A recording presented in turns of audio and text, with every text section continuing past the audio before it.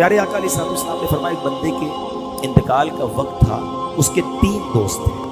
اس نے ایک کو بلایا اور کہا کہ تم میرا انتقال کا وقت ہے، تم میرے ساتھ کب تک رہو گے؟ تو اس شخص نے کہا کہ میں بس آپ کی روح نکلے گی اور میں الگ ہو جاؤں گا آپ سے، آپ ادھر انتقال فرمائیں گے اور میں آپ سے دور ہو جاؤں گا. دوسرا شخص دوسرے دوست کو بلایا کہ تم میرے ساتھ کب تک رہو گے؟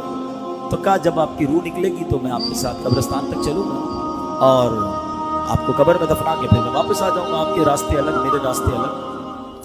تیسرا دوست تھا، اس کو بلایا اس مرنے والے شخص نے کہ تم میرے ساتھ کیا کرو گے؟ میرا انتقال کا وقت قریب ہے. کہا میں تو آپ کے ساتھ قبر کے اندر بھی جاؤں گا اور قبر میں آپ کو راحت پہنچاؤں گا، آپ کو عذاب آنے لگا تو میں روک بنوں گا.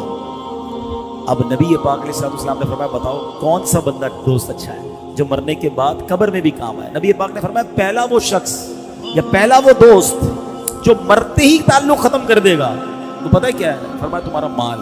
دوسرا دوست جو قبرستان تک تو ساتھ آئے گا، فرمایا وہ تمہارے گھر والے ہیں، غسل، تدفین، جنازہ اس میں شرکت کر لیں گے، کچھ دیر تک تمہارا، کچھ دنوں تک تمہارا ذکر کر لیں گے، مگر پھر وہ بھی زندگی میں مصروف ہو جائیں گے، میں اور آپ بھی بھولی بسری داستان ہو جائیں گے. پاک نے فرمایا وہ تیسرا دوست جو تمہارے ساتھ قبر میں بھی جائے گا نا، تمہیں عذاب سے بچائے گا، وہ تمہارے اعمال ہیں. فیملی اور اعمال تینوں میں سے امپورٹنس کس کو دینی چاہیے؟ سچ بتاؤ. اعمال کو ہم دیتے کس کو؟ پیسے کو، اور پھر فیملی کو. گھر والے ناراض نہ ہو جائیں، پیسے کماتے بھی بچوں کے نام پر ہی ہیں یار، بچوں کو فیملی کو ڈبل ڈیوٹیاں تو اوور ٹائم تو کوشش بھائی اگر جائز طریقے سے کما رہے تو ٹھیک ہے، مگر اعمال کیوں چھوڑ دیا؟